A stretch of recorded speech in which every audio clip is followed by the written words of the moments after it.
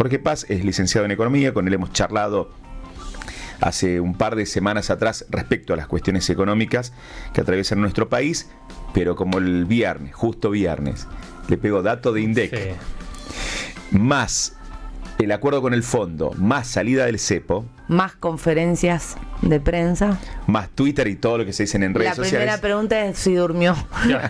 Si desde el viernes hasta acá, ¿cómo sobrevivió? Jorge, ¿cómo estás? Buen día, gracias por visitarnos. Buen día. No, al contrario, gracias por la invitación y por esta charla.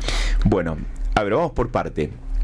Vamos primero con los números que dieron a conocer porque esto fue a las 4 de la tarde, si bien se sabía que el viernes había el acuerdo con el fondo, a las 4 de la tarde se conocieron números de la inflación con 4,3 para la región noroeste, para nuestra región. ¿Eran números esperables para una economía la gran bandera que tiene el gobierno nacional es la cuestión inflación? Bueno, los números eran esperables por cómo había estado evolucionando justamente, o sea, están conectados los fenómenos, ¿no? Está conectado el acuerdo con el fondo, con el valor del dólar está conectado con los precios, y ya el dólar había comenzado a inquietarse, digamos, últimamente, porque ya estaba, de hecho, el gobierno estaba vendiendo dólares para mantenerlo ahí, pero ya no tenía $1 en reserva, estaban trabajando con reservas negativas, entonces estaban dando ya manotazos de ahogado en términos de mantener el ancla para que los precios no aumenten, ¿no? Pues eso después si querés lo charlamos, pero hay que tener en cuenta que acá ese es el efecto que relevante para la economía argentina, es la relación que tiene la cotización del dólar con los precios internos, ¿no? Entonces, esto era esperable, este piquito inflacionario, digamos, porque ya la cotización del tipo de cambio había comenzado a moverse en un sentido ascendente, entonces era esperable que eso se traslade a los precios y tengamos este aumento de la inflación, que es alto, porque si venís de una inflación del 2 y pasás a una del 4, nosotros veníamos un poquitito un poco más alto, pero igualmente es casi el doble, digo, ¿no? Claro. Son números chicos, pero el aumento es casi el doble. ¿Y la diferencia de nuestra región siempre es así de pronunciada? No siempre. Las diferencias regionales se deben fundamentalmente al tipo de bienes que se están midiendo en la canasta de INDEC. Acá tenemos una influencia mayor del tema de alimentos, que los economistas le llaman la ponderación que tiene el índice. Entonces, cuando los alimentos aumentan de precio, se siente más, o sea, tiene un mayor impacto en el índice, y eso es lo que pasó últimamente. Y dentro de la región, la demanda interna, lo que demanda la gente acá en la provincia o en las provincias en general, son bienes que no se comercian internacionalmente, o sea, que son bienes que se producen nacionalmente, y eso tiene un impacto en la inflación, claro, que mide el INDEC, ¿no? Claro. En ese sentido, a ver, el mismo viernes también lo referenciaron. El gobierno sigue teniendo la carta de que ellos avisaron que cuando se corta la emisión monetaria, para recién ver correctamente los números inflacionarios, había que esperar a que pasen año y medio, casi 2 años. Entonces se sigue sosteniendo un poco que todo esto es producto de la herencia recibida en 2023. Y aparte también, en medio de todo esto tenemos un contexto internacional que no ha colaborado en las últimas semanas. Claro. Bueno, el tema del rezago, sí, digamos, los precios con respecto a la emisión monetaria, lo primero que tenés que hacer para admitir eso es creer que la emisión monetaria es la causa de la inflación. Que eso... esa es la teoría del gobierno. Claro, es una teoría, pero es una teoría, y los que pensamos diferente a esa hipótesis, digamos, no, para nosotros no tiene incidencia. O sea, hay un movimiento conjunto de la cantidad de dinero con los precios, pero no sabes si es la causa o el efecto. Pues en la medida en que suben los precios, también se necesita más dinero, que la gente maneje más dinero para que se compren las cosas. Entonces, el tema de la causalidad ahí está discutido, no es algo que esté cerrado, eso es una postura. Ahora, si vos crees eso, sí, tenés que esperar un tiempo, pero para estas variables financieras, 1 año y medio es como que en otro tipo de variables económicas me diga 4 siglos, digo.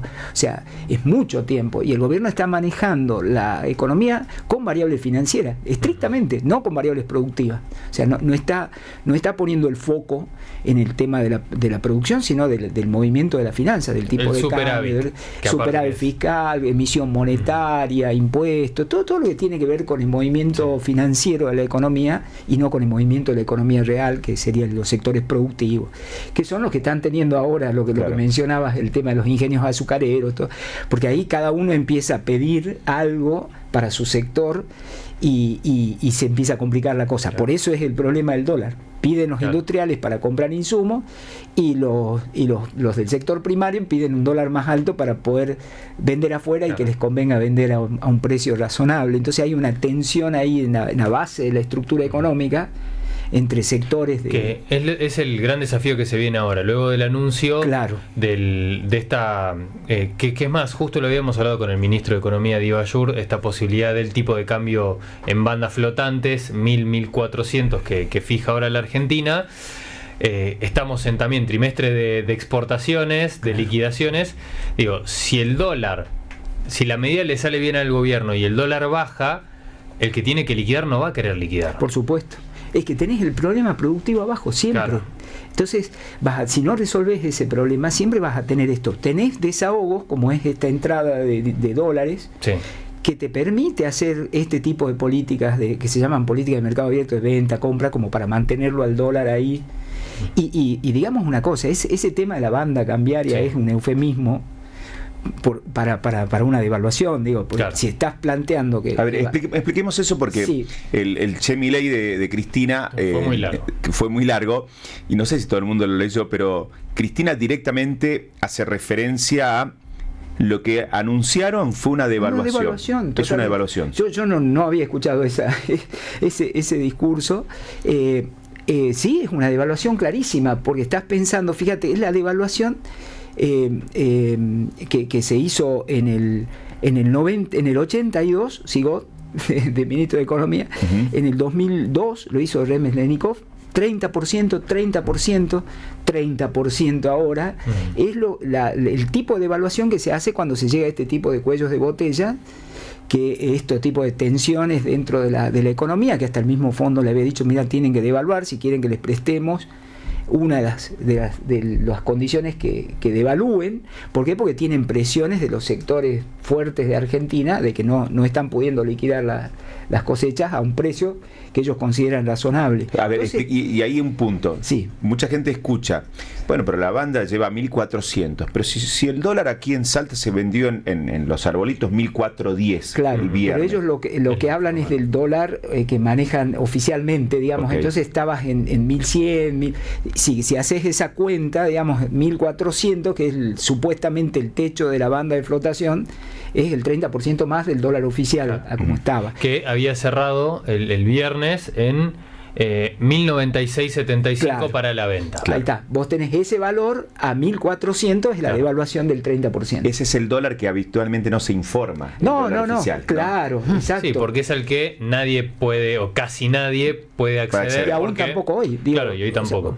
A pesar de esto también el tema de que se diga, de que se levanta el cepo, es algo que tiene un impacto quizás mediático, pero hay que ver la implementación de, pues si hoy querés comprar, entra a un banco, querés comprar dólares y te ponen restricciones, no es tan libre así como se plantea la cuestión, y si lo querés comprar la cantidad que quieras, lo vas a pagar, no sé, ahora que está esa banda de flotación hasta 1.500 pesos, te lo pueden cobrar, depende cómo evolucione, cómo larguen hoy los mercados, cómo lancen, cómo toman estas medidas, y el paralelo, el blue, como le quieras llamar, eso se va a ir a 1.500, 1.600, depende cuán cerca esté de la banda superior de flotación. Bien.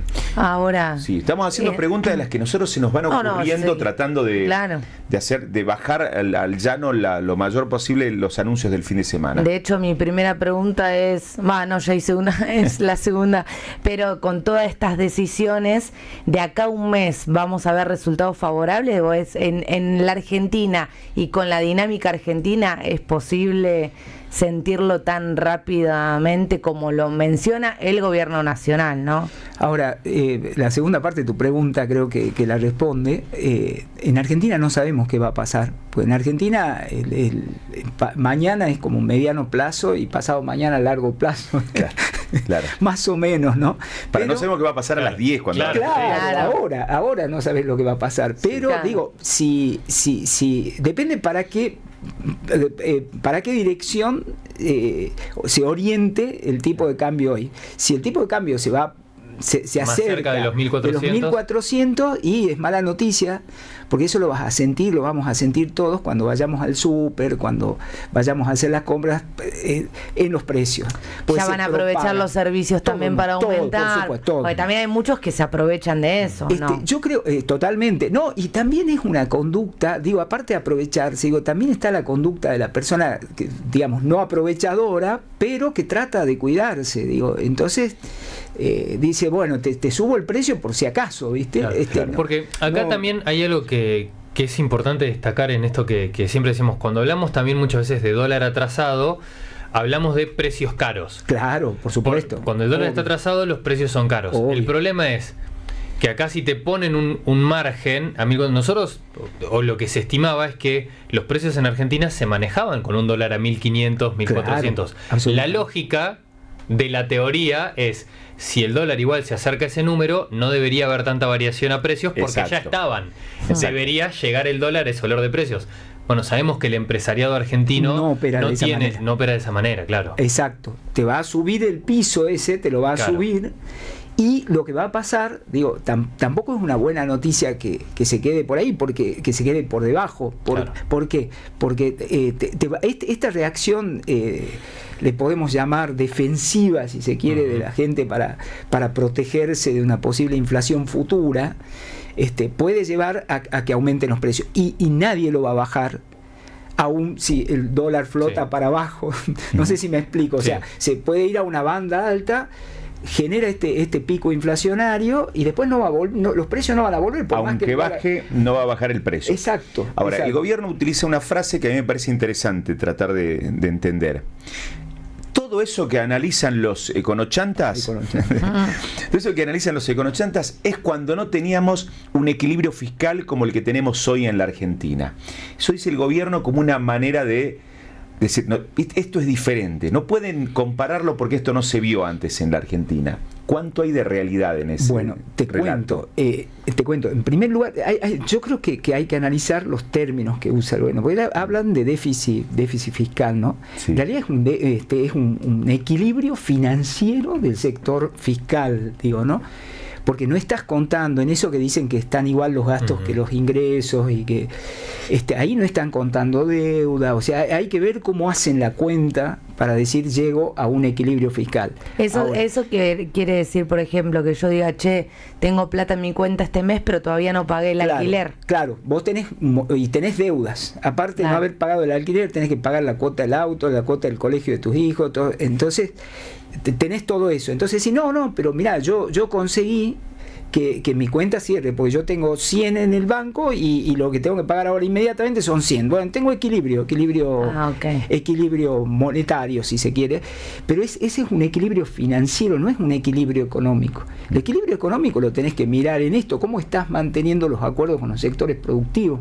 Y eso es lo que no está cerrado, a mi juicio, ¿no? Claro. Dentro del plan que está planteando el gobierno, y te dicen eso, bueno, pero ¿qué te van a decir? Esa es la otra pregunta que surge de lo que planteás. ¿Qué te van a decir? Si hicieron todo lo que dijeron que no iban a hacer, o sea, fueron el Fondo Monetario era un cuco, fueron al Fondo Monetario y el Fondo Monetario no les prestó. Digo, si nosotros hubiésemos tenido equilibrio fiscal, esta plata iba a llegar mucho antes, ¿eh? Esto llegó ahora a cambio de un conjunto de reformas. No sé si vieron la letra del acuerdo, reforma jubilatoria, o sea, del sistema previsional, del sistema laboral, sistema tributario. Del tributario. O sea, el fondo está diciendo, te presto. Si nosotros hubiésemos tenido ese equilibrio fiscal de que habla el gobierno, y el fondo no te pide todo esto, ya te hubiese prestado mucho antes. Nada más que te prestó ahora por la presión brutal que tuvo, por la relación que tiene el presidente con el presidente de los Estados Unidos, que eso era fundamental, digamos, que se diera para este gobierno, y ahí vino el dinero, ahora llegó con toda una serie de requisitos, que parecen que le están prestando, no sé, a un gobierno de ultraizquierda, digo, ¿no? Más o menos. Y en parte de todo este análisis que hacemos con el fondo, ayer lo escuchaba a Emanuel Álvarez Agis, por la pregunta que nos hacemos todos es ¿por qué el fondo nos vuelve a prestar plata? Siendo un país que recurre muchas veces, que reniega muchas veces también del propio fondo, y que ya incluso el propio Fondo Monetario Internacional admitió que el último préstamo que había hecho había sido como mínimo extraño en cuanto a montos, plazos que se le habían otorgado a la Argentina.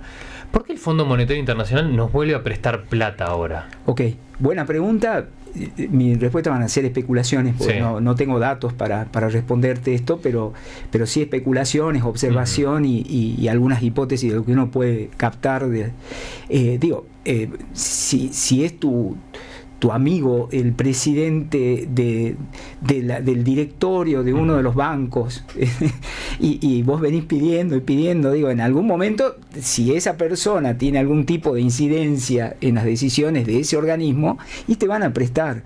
De hecho, en algún momento el mismo presidente lo dijo, ¿no? O sea, que estaba preocupado por la elección norteamericana.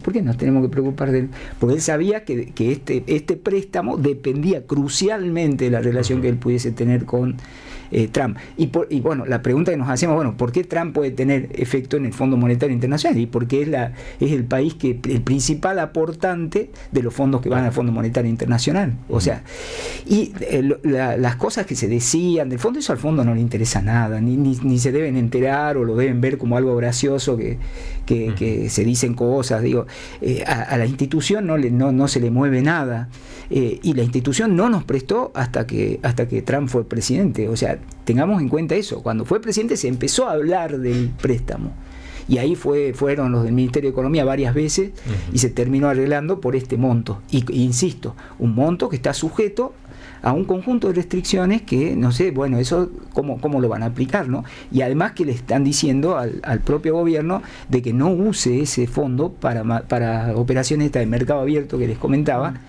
para comprar y vender, para mantenerlo al dólar bajo, ¿no? Que eso es lo que hizo, me suena, ¿cómo se llamaba el ministro Caputo, quizá. El anterior. Sí, Luis Caputo. Claro, que eso es lo que hizo Luis Caputo, que es distinto al ministro que está ahora, que es lo mismo que hizo en el 2018. Yo quería saber las diferencias de las dos tomas de deuda. Nada, absolutamente ninguna diferencia. O sea, es lo mismo, cubierto por una narrativa diferente. Esta narrativa del equilibrio fiscal, de la inflación baja, todo eso. Bueno, creo que pasa, terminando con tu pregunta, creo que pasa por la cuestión política. Acuérdate que la política es el arte de lo posible, dicen, ¿no? Entonces, bueno, entonces sí, esto creo que se logró el Fondo por Monetario Internacional, más allá de que funciona como un financista en muchos casos del mundo, es también un ente político. Por supuesto, que fue creado para mantener la paz comercial, digamos, entre los que países. Depende de políticos, que depende de políticos. Por Ahora, supuesto. estamos charlando con Jorge Paz, que es licenciado en Economía. Jorge, vos como docente, ¿llegan los alumnos y te preguntan estas cosas así? Que a su vez se la preguntan en sus casas. Claro. ¿Te trasladan inquietudes de estas características como un ABC de cuestiones económicas, aunque ellos estudien economía? Sí, yo desde el año, de un par de años, puse una parte de las clases, unos minutos, para que conversemos temas de este tipo. Uy, qué copado, ¿no? Me encanta eso. Entonces, bueno, ellos tenían, el compromiso es que los estudiantes tenían que llevar una pregunta, una elegida entre todos, y la verdad que sí, se entusiasmaban con ese tipo de cuestiones. Se debate porque, alguno dirá, por una cuestión de percepción en su hogar, otros porque a quién eligieron y cómo votaron. Se debaten estas cuestiones, hay discusiones políticas en este tipo de esos momentos. Sí, hay discusiones. Yo te confieso que estoy un poquito preocupado por el tipo de generación que está llegando a los cursos altos. Yo tengo en cuarto año de la facultad, o sea que los chicos ya están medio para recibirse. Sí. Y sí, hay un gusto así por opinar, pero quizás las explicaciones más complejas no estamos siendo capaces como profesores sectores, ¿no? Asumo también lo que pasa, eso que estas explicaciones un poco más complejas que la emisión monetaria provoca inflación, digo que eso, es muy fácil entenderlo. Claro. Yo emito, tiro dinero, el valor del dinero baja, aumentan los precios. Bueno, a ver, esa es una explicación, pero vayamos a una explicación que tenga en cuenta más variables, que sea un poquito más compleja, que incluya otros sectores, que levantemos este supuesto. Y ahí es como que se quedan para atrás los chicos. Antes era un poco más, digamos, más informada, quizás más informada o más estudiada. Te estoy hablando hace unos 5 años atrás. Yo he notado este cambio de informarme a través de las redes sociales, ¿viste? Entonces, estoy un poco preocupado por ese motivo. O sea, me informo con un título. Claro, me informo con un título, me informo con un TikTok, en 5 segundos. Entonces, compro cuando me dicen algo así que me suena bien, ¿no? Emito, provoco inflación, no emito, logro equilibrio fiscal y controlo el problema de la inflación. Claro. Te olvidas de que la economía es una ciencia social, de que hay muchas pujas, variables. Claro. Pujas, ¿no? Ahora, yo te voy a hacer la pregunta ¿Del muchos. millón? No, ya ya está devaluada la pregunta del millón. Mira, me sobraron. Queda corto. Del billón. Del billón, ahí Me va. sobraron. Sí, el millón es la línea de la pobreza hoy. Claro. Como para que tengamos noción de dónde estamos parados. Mi primer millón. Me sobraron 200.000 pesos, pagué todo este mes. Me sobraron 200.000 pesos.